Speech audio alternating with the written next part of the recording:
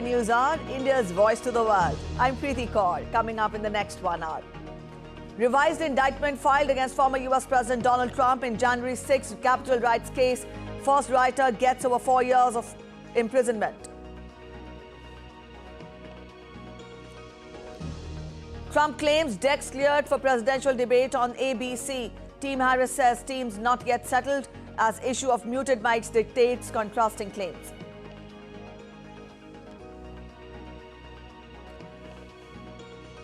Ukrainian President Volodymyr Zelensky says advancement in Kursk region is part of victory plan to be presented to US President Joe Biden.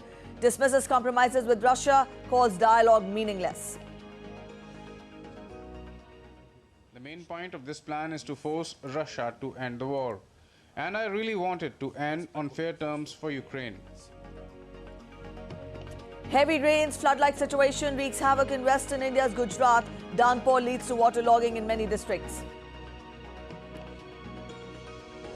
And in sports, Paris to host its first ever Paralympic Games with a spectacular opening ceremony in the heart of France's capital. 4,400 Paralympic athletes from 184 delegations are set to participate.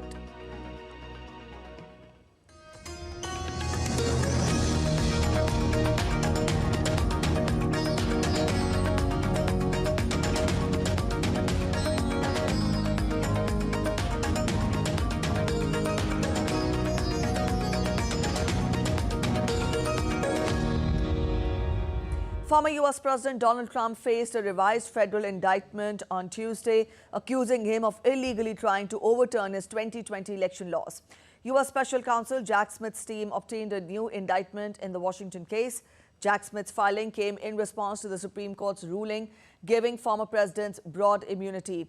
This indictment, likely like the initial one, accuses Trump of a multi-part conspiracy to block the certification of his election defeat to Biden. The revised indictment focuses on Trump's role as a political candidate seeking re-election rather than as a president at that time. Meanwhile, US Senator and Republican vice presidential candidate J.D. Vance said that the conspiracy charge against former President Donald Trump was an attempt to interfere in the upcoming November 5th election. Vance insisted that presidents, like judges and police officers, should have some immunity. Well, I think just my pushback on what they said is, look, if the president doesn't have some level of immunity in how he conducts his office, in the same way that judges have to have immunity, police officers have to have immunity, there has to be some recognition that people can't be sued for doing their job. And, you know, the way that I think about it is try to make this nonpartisan. The first rioter to breach the U.S. Capitol building during the January 6, 2021 riots was sentenced to nearly 4.5 years in prison on Tuesday. Michael Sparks was convicted by a jury in March of felony obstruction of an official proceeding and civil disorder and misdemeanors, including disorderly and disruptive conduct in a restricted building or grounds, entering a restricted building, and disorderly conduct in a Capitol building. The judge ordered 53 months of imprisonment, along with $2,000 in restitution to the architect of the Capitol. The video during the riots showed Sparks jumping through a shattered Capitol window shortly after another rioter, Proud Boy Dominic Pezzola, busted it open. When he entered the Capitol, he came face-to-face with U.S. Capitol Police Surgeon Victor Nichols. Ahead of the presidential elections in the United States, former U.S. President and Republican presidential candidate Donald Trump has accepted the debate with Democratic candidate Kamala Harris. Sharing a post on social media platform Truth, Trump said an agreement has been reached to have closed microphones at the September 10th U.S. presidential debate with Democratic rival in Philadelphia.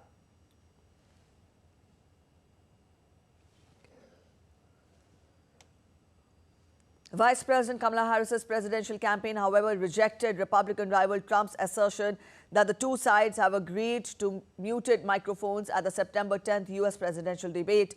Harris's campaign officials said the issue remains a matter of ongoing conversation with the host network ABC. The candidates' campaigns clashed on Monday over the previously agreed upon debate, with the vice president's team seeking a return to open microphones, while Trump threatened to pull out entirely after suggesting the network was biased.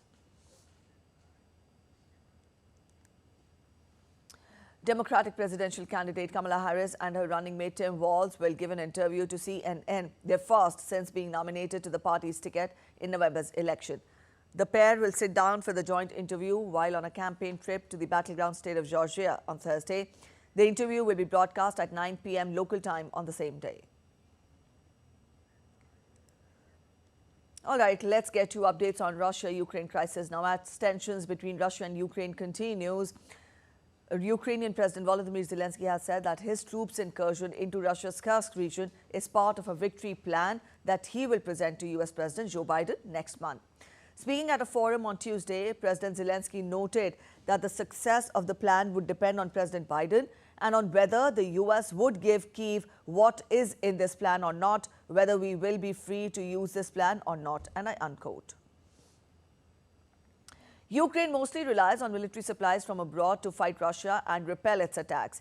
At the forum, President Zelensky also urged West to provide additional weapons. Operation in the Kursk region is a part of a plan about which I will be talking with President Biden. The main point of this plan is to force Russia to end the war. And I really want it to end on fair terms for Ukraine. If the plan is accepted and delivered, which is also very important, if these two elements work together, then we believe that our main aim will be reached. Zelensky also called the dialogue with Russia meaningless and dismissed any compromises. There can be no compromises with Putin. Dialogue today is in principle empty and meaningless because he does not want to end the war diplomatically. He does not want it. He pretends to be ready for a diplomatic way, but under the condition of giving him 30% of our land. Warning the West, Russia cautioned the United States on Tuesday that World War III would not be confined to Europe. Moscow said that West is playing with fire by considering allowing Ukraine to strike deep into Russia with Western ammunitions. The reactions came after Ukraine's continuous incursion in Russia's Western Kursk region on August 6th that has carved out a slice of territory in the biggest foreign attack on Russia since World War II. At least 6 people were killed in a Russian drone attack on Tuesday in Ukraine, a day after Moscow's biggest air attack on its neighbor. 3 people died in a hotel in the central city of Kryvyi Rih, whereas other 3 due to drone attacks in the southeastern Ukrainian city of Zaporizhia. President Volodymyr Zelensky vowed to retaliate against Russia for the attacks. This follows Monday's strike, where over 200 Russian missiles and drones were launched at Ukraine. The attack received widespread international condemnation. Shifting focus to Israel-Hamas conflict now, United Nations aid operations in the Gaza Strip continued on Tuesday. Earlier, humanitarian efforts had ground to a halt because new Israeli evacuation orders forced the shutdown of the main UN operations center. Also, UN Safety and Security Chief Gilles McCord said on Tuesday that over the weekend, the Israeli military only gave a few hours' notice for more than 200 UN personnel to move out of offices and living spaces in Deir al-Balah in central Gaza. In a statement, McCord said that the United Nations is determined to stay in Gaza, while UN spokesperson Stephen Dujarric said that UN is whatever possible for aid to be delivered. We've just shared with you a statement from Gilles Michaud, the Undersecretary General for Safety and Security, that makes it clear that we are determined to stay in Gaza to deliver life-saving aid for and with Palestinian civilians. Humanitarian aid delivery continues, a tremendous feat given that we are operating at the uppermost peripheries of tolerable risk. Mr. Michaud underscores that humanitarians have been in the crosshairs throughout this crisis, which is by far the deadliest on record for the United Nations. Meanwhile, Israeli special forces have recovered an Israeli hostage from a tunnel in the southern Gaza Strip in a complex rescue operation. He was in Hamas captivity for more than 10 months. 52 years old, Kaid Farhan Al-Qadi had been transferred to hospital and his condition was stable. He belongs to the Bedouin community in southern Israel. Al-Qadi's rescue leaves 108 Israeli and foreign hostages still in Gaza, but around a third of these are known to have died, with the fate of others unknown.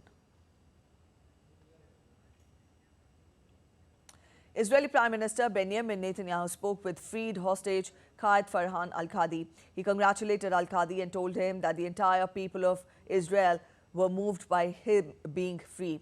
The Prime Minister made it clear that he would continue to do everything for the return of the hostages.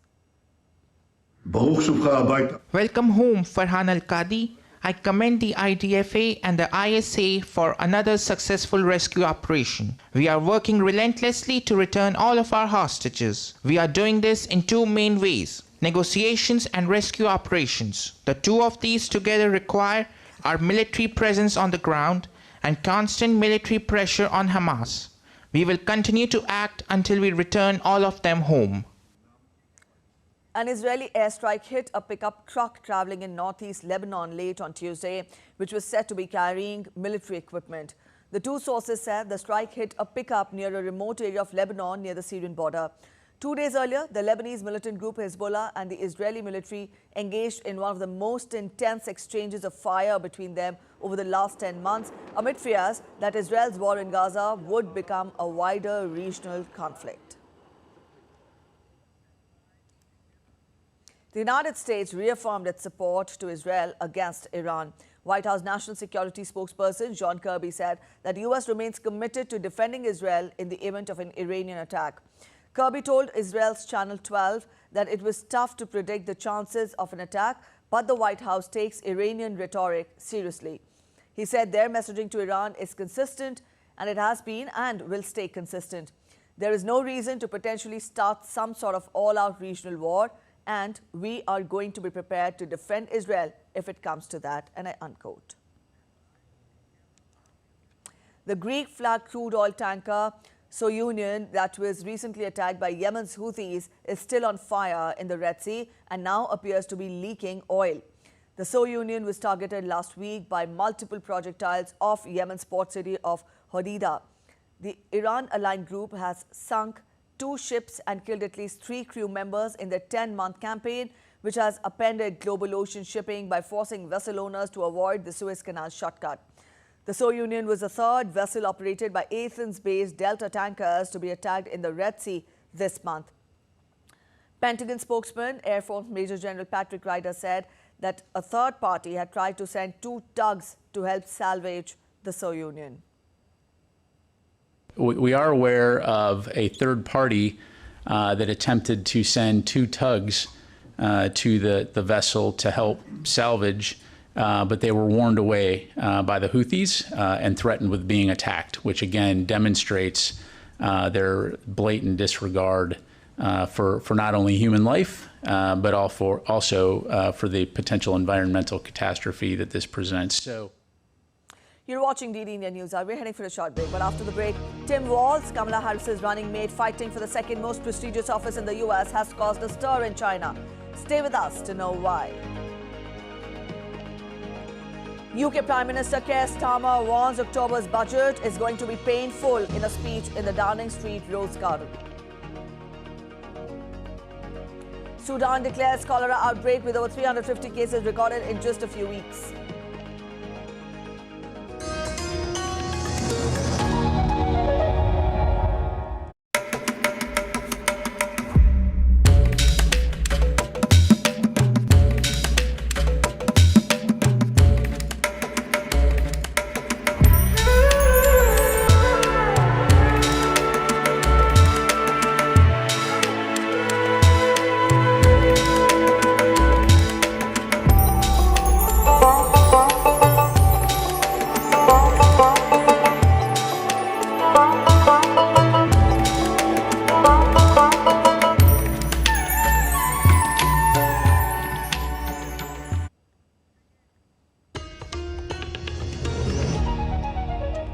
Welcome back after the break. You're watching DD India News Hour. Let's get you more international updates. The U.S. ships could escort Philippine vessels on resupply missions in the South China Sea. Indo-Pacific Commander Admiral Samuel Peparo said the U.S. military is open to the possibility of escorting Philippine ships in the disputed South China Sea, depending on consultations under the Allies' 1951 Mutual Defense Treaty. The remarks were made after a series of maritime and air confrontations between the Philippines and China in the South China Sea in the past week. Beijing has pressed its claim to the disputed conduit of more than $3 trillion of annual shipborne commerce, while Manila has kept up the supply missions. All right, Chris Gilbert is joining us with more from Tokyo. Chris, good morning. Now, the U.S. ships are volunteering to escort Philippine vessels in the South China Sea. This is in line with the Mutual Defense Treaty with the Philippines, which was signed in 1951. Do we have any information from Philippines on this? U.S. volunteering to escort the Philippine vessels in the South China Sea? The US has responded to a question, Samuel Papara has responded to a question saying that it is totally reasonable under that defense treaty for the US to escort Philippine vessels if necessary. The Philippines has said that it wants to do these supply runs to two of its vessels, one which is, been long beached on the Second Thomas Shoal, another which has been recently anchored on the Sabina Shoal. It wants to supply these vessels by itself for as long as possible, but I think the pertinent takeaway here is that the US is effectively going on the record and saying that if it wants to get involved and if the Philippines wants it to get involved, then it is within its rights, at least under that defense treaty, to do so. And we are, in effect, seeing, the reality and what it looks like, what it may look like when these defense treaties are actually enforced. And so it is a signal, at least to China, that if the United States wants to get involved, if it wants to begin escorting these supply vessels, and if it wants to have an even greater presence in the South China Sea, and the Philippines wants the same thing, then under their defense treaties, their bilateral treaties, it is within its right to, as they say, reasonably do so.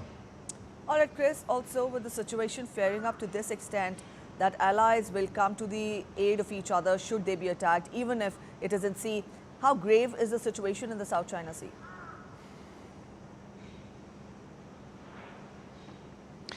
The situation in the South China Sea is simmering as it has been for the past year or so. We did see last month a tentative agreement between China and the Philippines to de-escalate tensions, but as we've seen since then, the Philippines has subsequently anchored a vessel at the Sabina Shoal, which necessitates it to be resupplied, and what that necessitates is Philippine vessels, supply ships, going through waters which China claims as its own.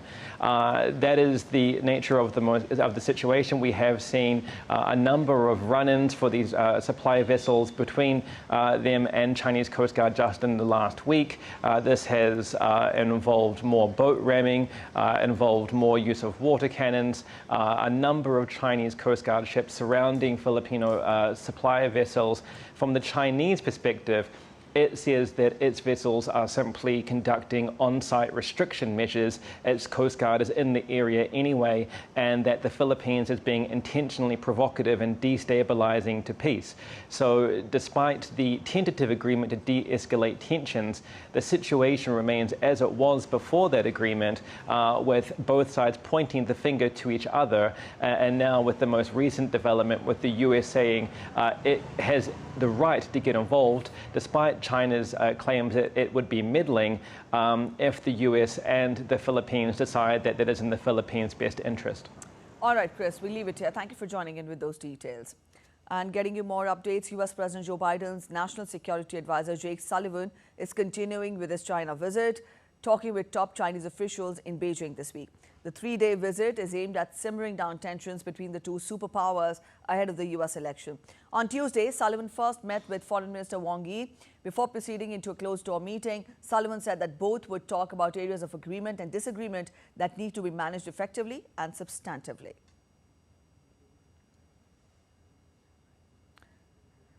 All right, Laura Westbrook joins us with more from Hong Kong. Laura, good morning. To begin with, sum up day one for us of Sullivan in China. What were the key highlights of the meetings that he held there?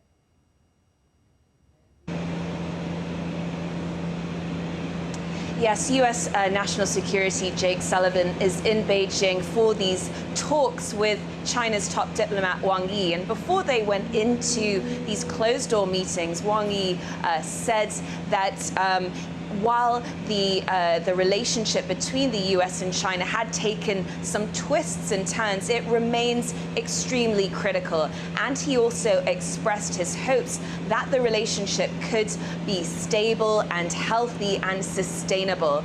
Mr. Sullivan also made some comments saying that he hoped that the meetings would be productive. And for the U.S., this is really about maintaining these channels of communication in order to manage this relationship responsibly. On the table are discussions of areas of cooperation, for example, stopping the stream of fentanyl. But Jake Sullivan has said that they will also discuss areas where there are disputes. This is in areas such as the South China Sea, as well as the future of Taiwan. The U.S. is expected to press Beijing on its military and economic pressure on Taiwan. But for China, Taiwan is very much a red line which it does not want to see crossed. And also on the cards is whether Jake Sullivan will be able to lay the groundwork for a final meeting between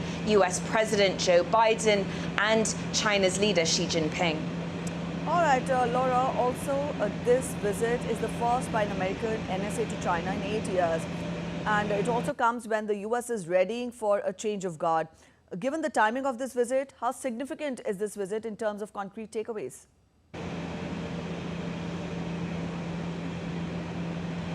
It is significant. It does seem like the U.S. under the Biden administration is very keen to maintain these channels of communication, as I mentioned.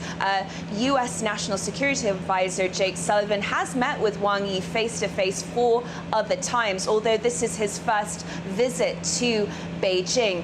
And those meetings last year were credited with helping to restart diplomatic relationships between the U.S. and China following quite a rocky period when President Biden ordered this Chinese spy balloon to be shot down over the United States. But and while the tensions have eased, and since that period, there are still some fundamental differences that remain. The U.S. is frustrated with China over its continued support of Russia, and Beijing is also frustrated with the U.S. and is expected to express its disapproval of tariffs. And as you mentioned, this all comes just a few months before the U.S. election, where voters are expected to choose their next president, and that could see a change or shift in direction when it comes to the U.S. policy on China.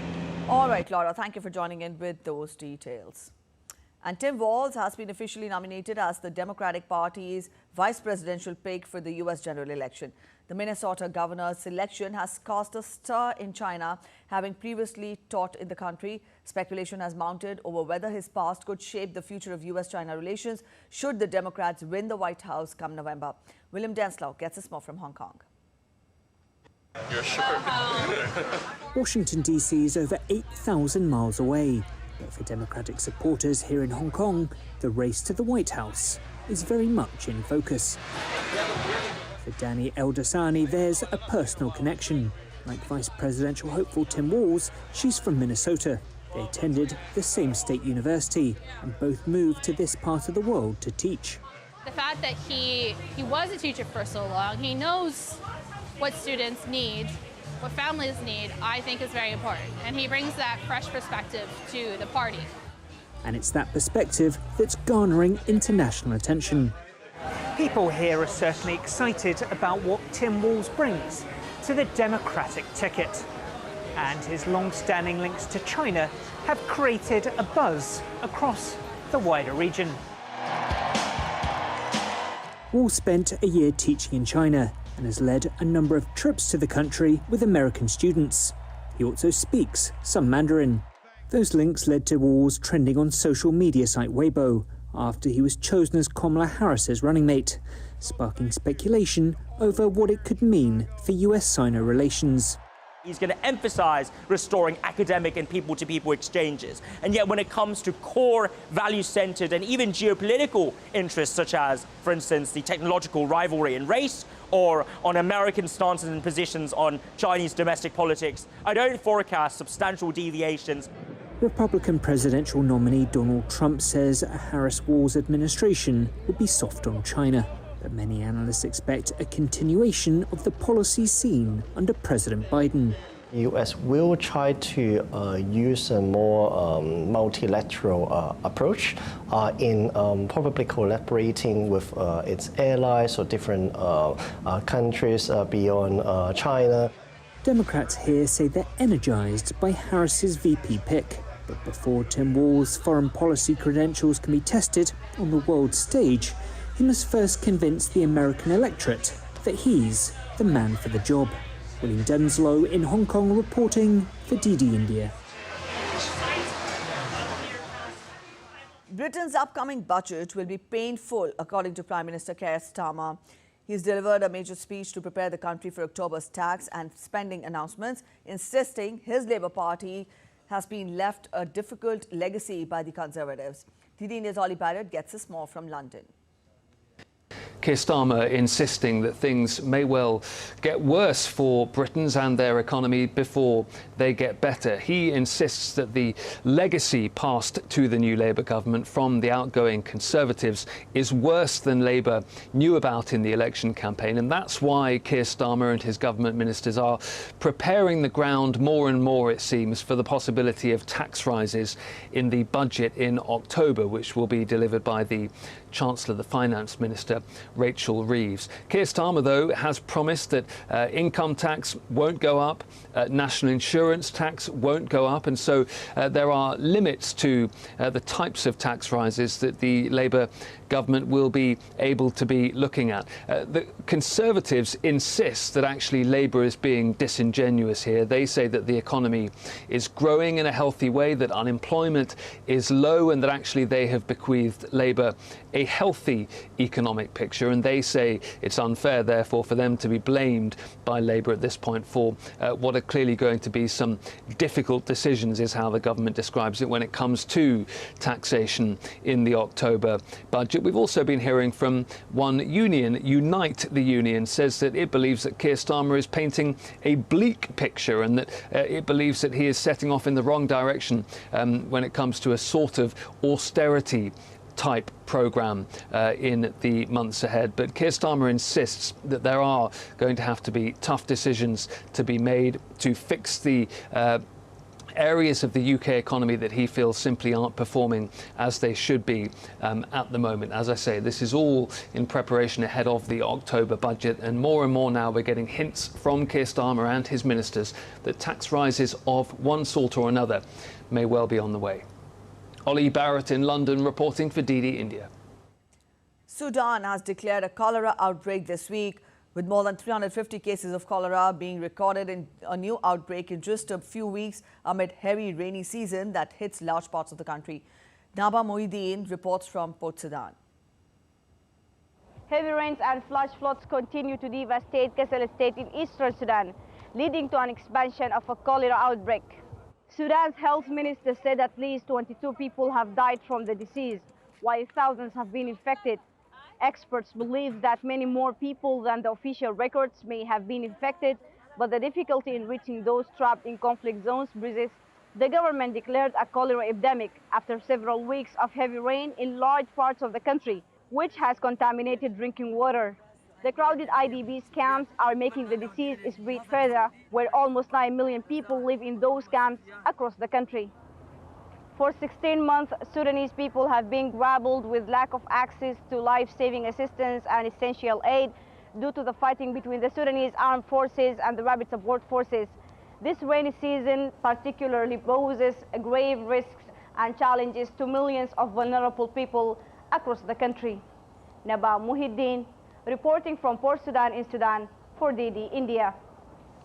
You're watching DD India News Hour. We're heading for a short break. Stay with us.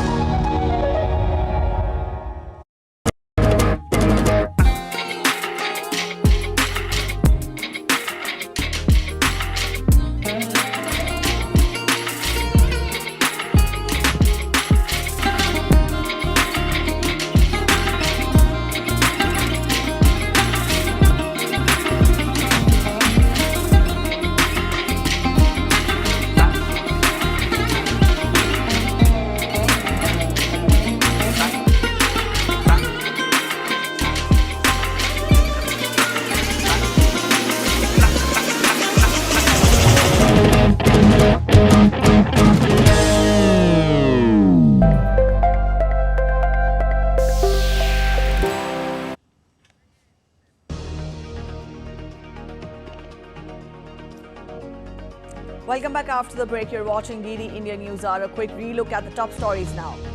Revised indictment filed against former US President Donald Trump in January 6 Capitol rights case. First writer gets over 4 years of imprisonment.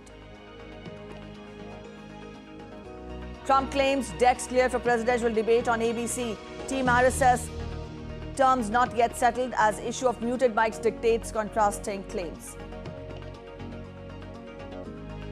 Ukrainian President Volodymyr Zelensky says advancement in Kursk region is part of victory plan to be presented to US President Joe Biden. Dismisses compromises with Russia, calls dialogue meaningless.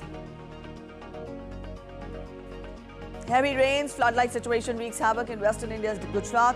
Downpour leads to waterlogging in many districts. And in sports, Paris to host its first ever Paralympic Games with a spectacular opening ceremony in the heart of France's capital. 4,400 Paralympic athletes from 184 delegations are set to participate. A high-level delegation from Ministry of External Affairs is in Maldives to review the progress of development cooperation projects in the archipelago. The delegation, led by Special Secretary and Financial Advisor Anurag Agrawal, held productive engagements with Maldivian ministers and senior officials of the government. The delegation also undertook site visits and reviewed the progress of the Indian projects on Tuesday. The delegation is in Maldives till today. Dr. Ahmed Moeen Faruqi joins us with more from Colombo. Ahmed, good morning. Now, External Affairs Minister Dr. S. Jaishankar visited Maldives from 9th to 11th of August, during which he and Minister of Foreign Affairs of Maldives jointly inaugurated 6 high-impact projects. Get us more on this current visit by the delegation of the MEA. Also help us understand what kind of projects is India involved, development of projects is India involved in the Maldives? Preeti, you see, India and Maldives go a long way in terms of the bilateral relations. They have had a very fruitful kind of relationship since the times that we remember. Now, in the recent times, India has been handling a good number of HICDP projects, that is high impact community development projects. Apart from that, there are several other development cooperation projects, which also include the infrastructure projects which India has been executing. And one of the most important projects that India looks forward to in Maldives is the Greater Malay Connectivity Project, which would connect the Malay region, the capital Malé, with the neighboring 3 islands. So this will propel Maldives in terms of the connectivity, as well as will give a lot of boost to increase the trade within the island, as well as the connectivity within the islands, helping the people there in the capital region. Now, this is one part of it. The second is that the infrastructure development projects are one part. The second and the more important one is that there are several of the community development initiatives which India has taken, which help people in cultural as well as other day-to-day activities, including cultural exchanges, including there are projects which help people in promoting their own culture, as well as in taking care of their own education, healthcare, and various other areas. So these projects will go a long way in boosting the India-Maldives relations further. All right. Thank you so much, Ahmed, for joining in with those details.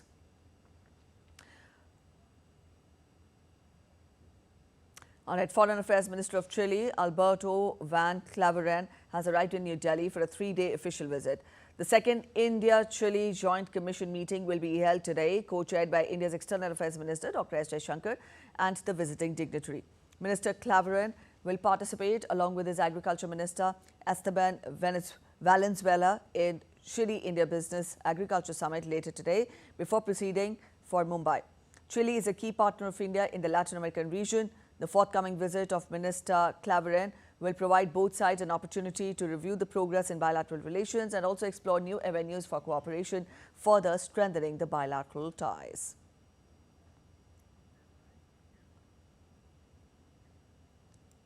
The 9th India-Brazil Joint Commission meeting was held in New Delhi on Tuesday. India's External Affairs Minister, Dr. S. Jaishankar, and Brazilian counterpart, Mauro Vieira, co-chaired the fruitful and comprehensive meeting. Both sides took stock of the bilateral ties, including cooperation in trade, defense, energy and biofuels, health, sustainable agriculture, space, connectivity, technology and furthering the business linkages. They also exchanged views on global geopolitical developments. shared concerns and aspirations of the Global South, and also advancing our engagement in BRICS, IBSA, G20 and the UN. Dr. S. Jaishankar reiterated India's continued support to Brazil's G20 presidency. Brazilian Foreign Minister's 4-day official visit concludes today. Moving on now, failing to adopt measures for Security Council reforms at its current session, the UN General Assembly on Tuesday decided unanimously to push the negotiations to the next, a move India decreed as risking the process's legitimacy. India's Deputy Permanent Representative, Ambassador Yoshna Patel, on Tuesday delivered India's remarks on equitable representation on an increase in the membership of Security Council. She stressed that there is a clear global sentiment for UNSC expansion and that intergovernmental negotiations cannot exercise in perpetuity only on paper. She added that the time is running out. There is a clear global sentiment in favor of expansion in both categories of membership. In conclusion, we would like to point out that at this stage, this ongoing exercise aimed at expanding convergences appears to have run its course and in contributing to any meaningful progress. Urgent text-based negotiations are the need of the hour. We continue to call for a constructive approach that aims to build on the views expressed by the majority of member states, including on expansion in both categories of UNSC membership and time-bound commencement of text-based negotiations at the earliest. In the Western Indian state of Gujarat, heavy showers continued for the third consecutive day on Tuesday, throwing normal life out of gear and flooding low-lying areas. More than 15,000 people were evacuated and over 300 were rescued in different districts as water levels in dams and rivers rose amid incessant rainfall. National Disaster Response Force and State Disaster Response Force teams, besides Army, Navy, Air Force and Coast Guard teams, continue to conduct search and rescue operations.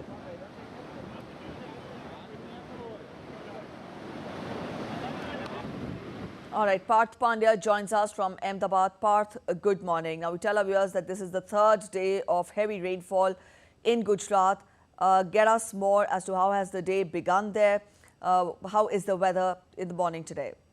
Yes, good morning. It is the consecutive third day and is in worse situation right now. If we talk about the depression created in the Madhya Pradesh, it is passing from Gujarat in today also. The regions will be the northern Gujarat area, central Gujarat and the western Gujarat, that is the Kutch area. So today also the red alert has been issued by the IMD in all over the Gujarat except some pockets. If you talk about the devastating figures which you talked about right now, two places, one is Vadodara and another is Bharuch. Both are facing very critical situation because Vadodara, the Vishwamitra river is creating flood-like situation in all the cities. And another thing is all the lakes of the Vadodara is flooding. Yesterday only 40 army men was also waterlogged and they were rescued by the NDRF in Vadodara. In Bharuch, all the three rivers of Bharuch is flooding. More than 3,000 people yesterday in Bharuch was rescued. More than 13 villages was contactless in Bharuch. So think about the situation in Bharuch also. So yes, things are very critical right now. 14 teams of NDRF, 22 teams of SDRF are right now working day and night to save people from the waterlogged area. Yesterday, 6th column of army was also called by Gujarat government and they are right now active in Kheda, Anand, Vadodara, Morbi, Dwarka, etc. region. So things are very critical. One more thing I would like to add is today is very much windy. It is about 55 to 60 km per hour speed of the wind. In Ahmedabad, it was not that much rain yesterday night, but still waterlogged area are very much in good amount. If you talk about the residential areas of in major cities, they are waterlogged. Plus, one more thing I would like to add is Gujarat government held a critical meeting yesterday. They talked about with various ministries regarding the situation, flood-like situation in this area. One more important thing is there that 75% of the reservoirs of all over Gujarat are filled almost 80%, which is a good thing for the farmers.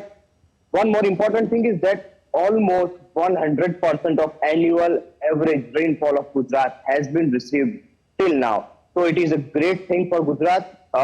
Northern Gujarat, central Gujarat and western Gujarat has received almost 85%, whereas The southern Gujarat region and the Saurashtra region has received almost 120%, which is significant. So yes, things are critical. In one side, another side, water is good for farmers, so things are good for them. Yesterday, today, and tomorrow will be a critical stage as per the IMD, because the depression is passing from today and it will give effects tomorrow also. So let's see what happens tomorrow, but things are critical and right now it is controlled by the administration. All right, Parth, thank you for joining in with those details. And in fact, 28th August 2024 marks 10 years since the launch of the world's largest financial inclusion program, the Dhan Yojana, which was designed to provide banking services to the unbanked sections of Indian society, and it has now created more than 530 million bank accounts. Linked to mobile phone numbers and India's unique identity cards called Aadhaar, this initiative has played a leading role in harnessing the true potential of India's digital public infrastructure. We get to more in this report. प्रधानमंत्री जन धन योजना के माध्यम से हम देश के गरीब से गरीब लोगों को बैंक अकाउंट की सुविधा से जोड़ना चाहते हैं. The Pradhan Mantri Jan Dhan Yojana is the world's largest financial inclusion program initiated by the Government of India. It provides affordable access to financial services such as bank accounts, remittances, credit, insurance and pensions to almost every citizen of the country. As of August 2024, there are over 530 million Jan Dhan bank accounts, with a total balance that exceeds 231,000 crore rupees. That's around $28 billion US. Under the Jan Dhan scheme, more than 500 million bank accounts have been opened for beneficiaries. With regard to processing infrastructure, basic connectivity has been ensured through availability of affordable mobile phones and internet. Even in rural areas, the mobile teledensity is around 60%. The trinity of Jan Dhan accounts, Aadhaar and mobile phones, popularly known as the JAM Trinity, has provided the base DPI infrastructure, which is being leveraged for multiple value-added services. The sheer magnitude of the program has laid the foundation for the success of India's digital public infrastructure that has found praise among world leaders. Rural farmers in India who never had a relationship with the banking system are now able to transact all their businesses on their smartphone. They pay their bills, they receive payment for orders. 800 million people lifted out of poverty. What has made the program successful has been that the accounts provide the framework for transferring financial benefits of government schemes directly to the beneficiary. Apart from that, there are life and health insurance schemes, pension schemes, and microcredit facilities that accrue to eligible account holders. To enhance digital access, there are more than 320 million RuPay debit cards provided to these accounts. 67% of them are in rural and semi-urban areas. Modi has done an unbelievable job in India. He's taken 400 million people out of poverty. He has 400 million people without toilets. Really? And we're lecturing them how to do things? They put in this unbelievable, every citizen by hand or by eyeball or by finger is recognized. They open bank accounts for 700 million people. The transfer payments are going through. They've got an unbelievable education system, unbelievable infrastructure. They're lifting up that whole country. Aiding the process of financial literacy are 115,900 bank mitras who deliver branchless banking services. Prime Minister Narendra Modi's vision of financial inclusion through the Jan Dhan, Aadhaar and mobile has been truly revolutionary. It provided a big bang moment for India's rapid economic transition and growth that 10 years on, we see in almost every aspect of Indian life. Bureau Report, DD India. And now we take a look at other stories making it to the headlines from across India. Himachal Pradesh has raised the marriageable age of women in the state. The State Assembly passed a bill increasing the minimum age of women for marriage from 18 to 21 years. The move, it says, will support gender equality and higher education. The bill will now be sent to the state governor for assent. The JJ Hospital in Mumbai has adopted a new tool in the fight against hospital-acquired infections. The authorities inaugurated an outpatient ward coated in a special antimicrobial paint developed in Israel. The paint offers continuous protection against harmful microorganisms as long as the paint remains on the walls. It can eliminate up to 99.99% of bacteria, viruses and molds within hours.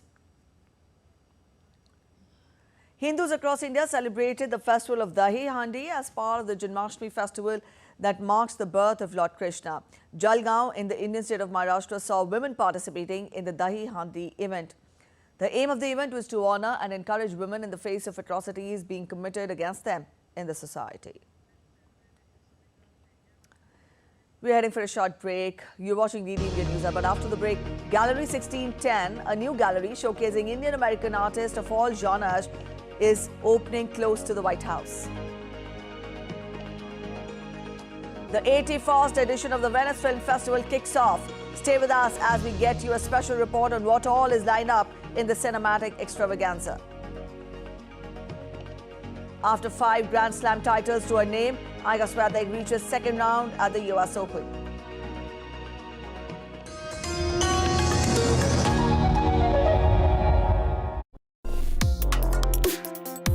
Complex issues, hidden agendas, twists and turns, strategic games.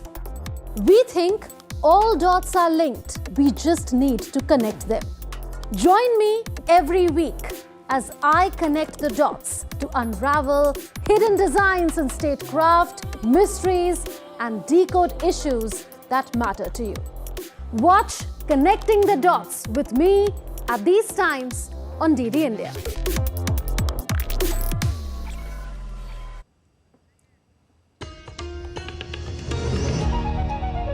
Welcome back after the break. You're watching DD India News Hour, and now we'll get you updates from the world of entertainment. Yes, as Indian-American political power surges in the US with the prospect of either the first Indian-American president or second lady, its cultural power is expanding too.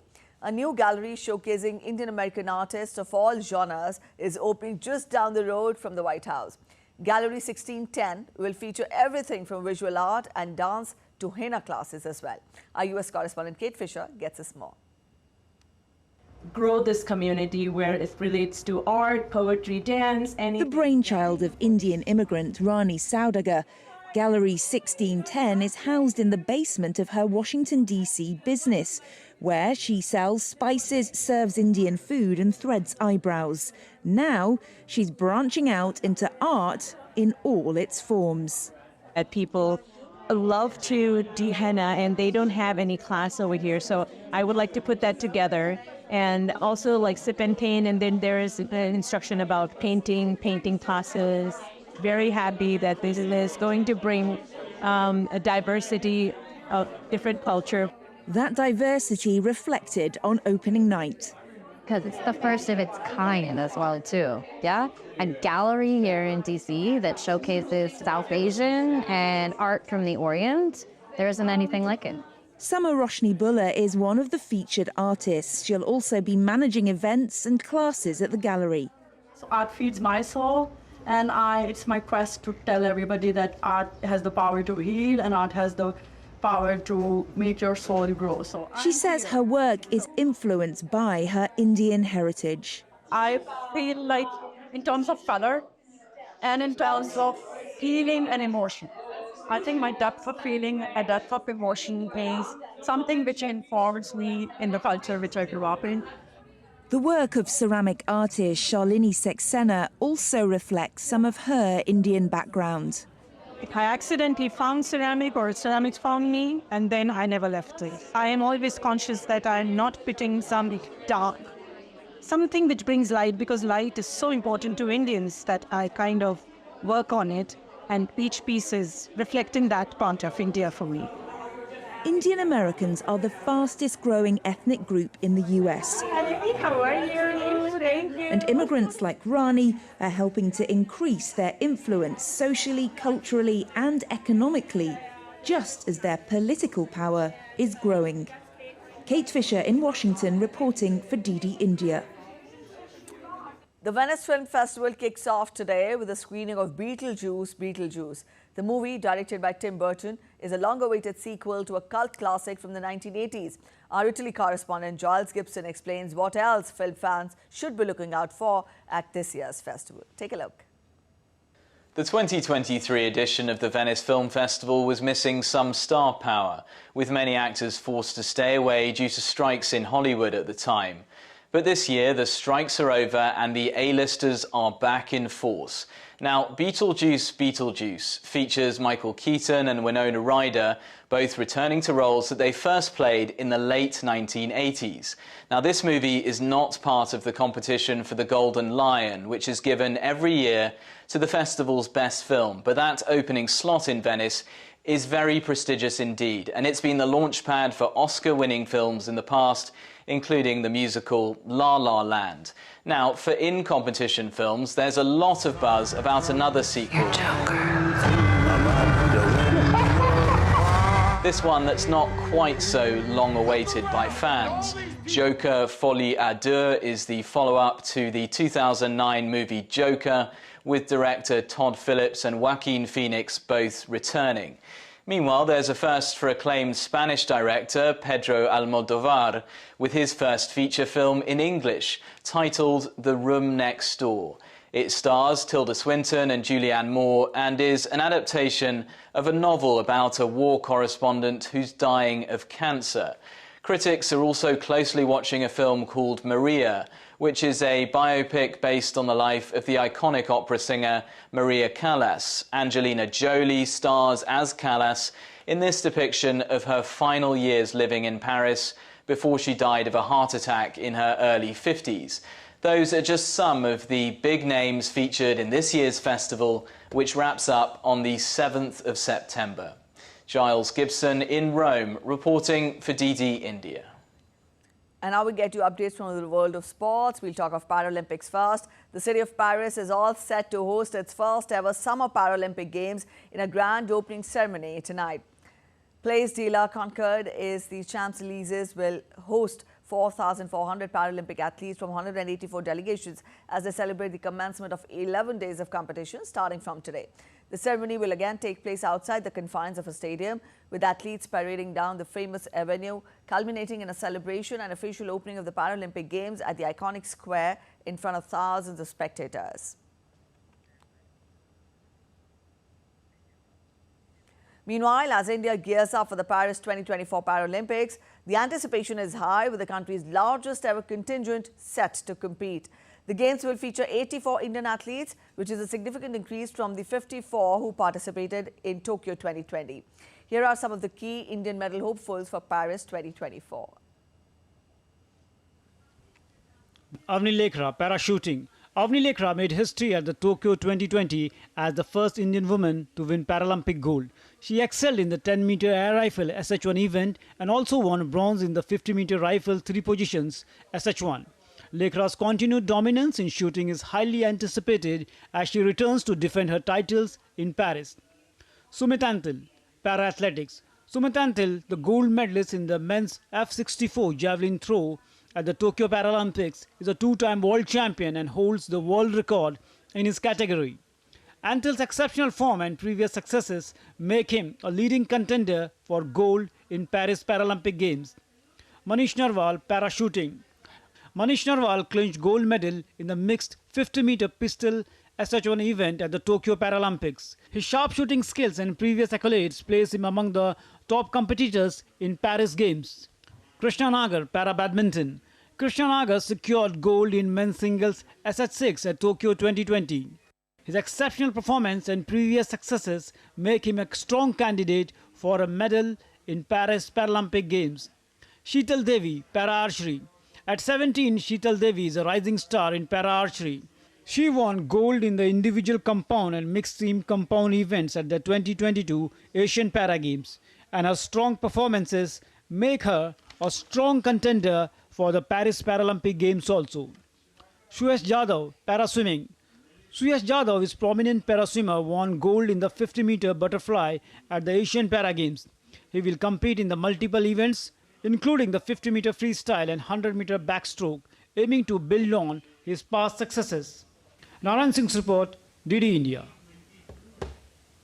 And now we get to updates from the US Open. Top seed Iga Swiatek overcame a slew of unforced errors to secure her spot in the second round on Tuesday. Swiatek secured a 6-4, 7-6 victory over Russian lucky loser Kamila Rakimova. She converted 3 of the 6 breakpoint chances, but also racked up 41 unforced errors en route to securing the victory in 1 hour and 52 minutes.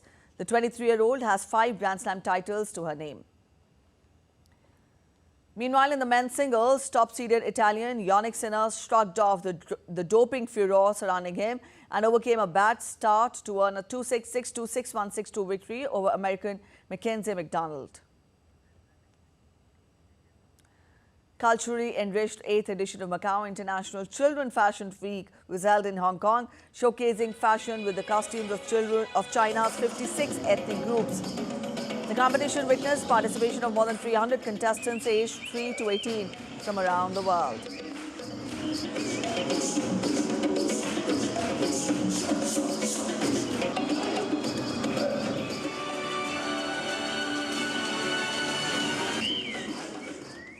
All right, that's it in this edition of DD India News Hour, but let us know your thoughts on the news of the day. For those of you on the go, you can get all the latest news and updates from India and across the world on the DD India mobile app, and you can download the respective QR codes on your screens.